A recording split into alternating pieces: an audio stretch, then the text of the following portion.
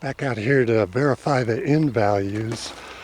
It rained again yesterday, so it's got a little bit higher flow, maybe 30 CFS instead of 21 from yesterday, 30 or 40. But you can see it's an expanding reach. What I'm going to do is, well, it's expanding that way.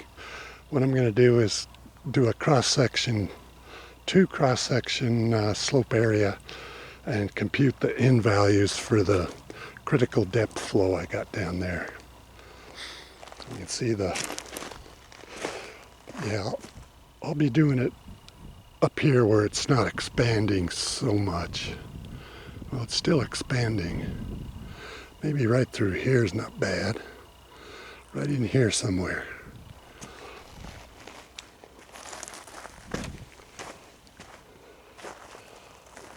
Cat claw. Yeah, let's...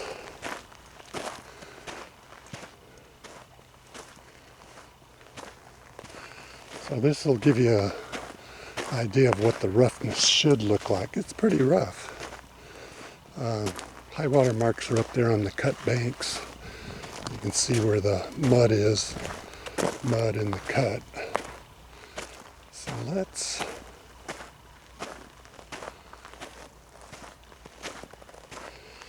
Yeah. Right through here. Let's get an N value for this.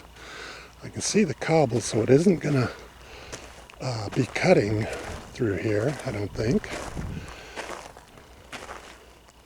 So let me get a section here and a section down there farther. Two sections, maybe try to get a half a foot of fall, at least. Foot of fall, maybe. And compute a slope area. Two sections. Three sections would be harder, so two's enough for me. Okay, so I measured the 150 feet on my tag line up to right there, the bottom of the notebook's on the high water mark. Okay, we come downstream 150 feet here, and using the line level, I got 0.34 feet of fall.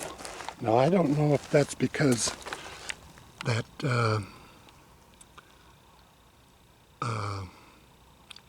line is so heavy that line level won't work at 150 feet. But anyway, I redid it with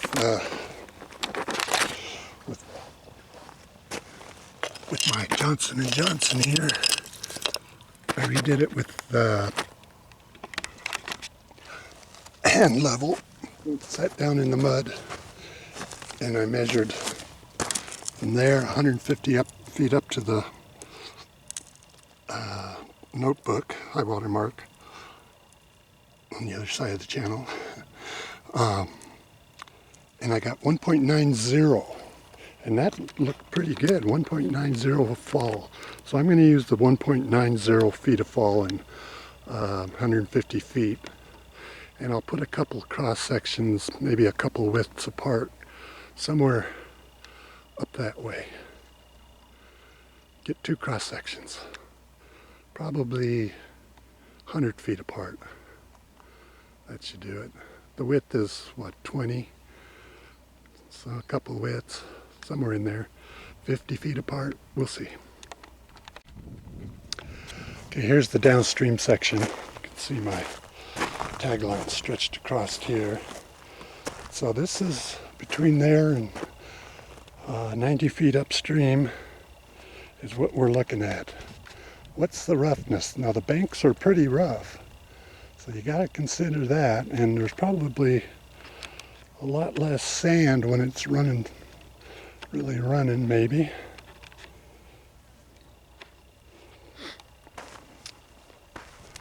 So what do we got here? We got 1, 2, so there's 3 feet. That's 3 feet if you want to look at the size of the cobbles.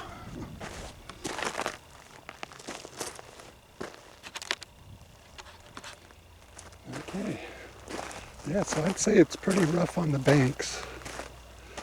And then we got sand and gravels there. I think our cross section here was right here. Right here.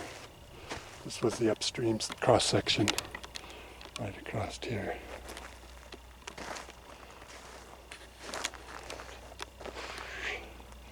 Yeah.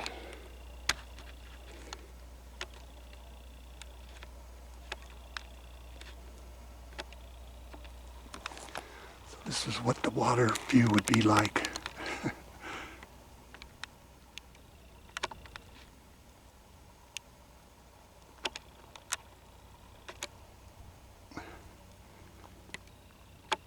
Okay, let's go back to the office. See what the end value is for this. Now I would guess I'm still going to stick with 50 or 0.05. Rough banks, fairly smooth channel. Yeah, 0.05. Sticking to 0.05.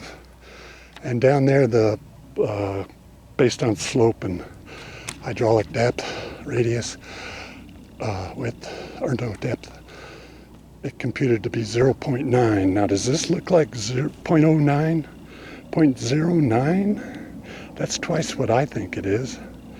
But we shall see. That's why I'm doing this. Okay, back to the office. Well, I had a slight correction here. I was looking at culvert flow, and the culvert flow critical at the inlet is 0.66 times the head. So I went back and looked at my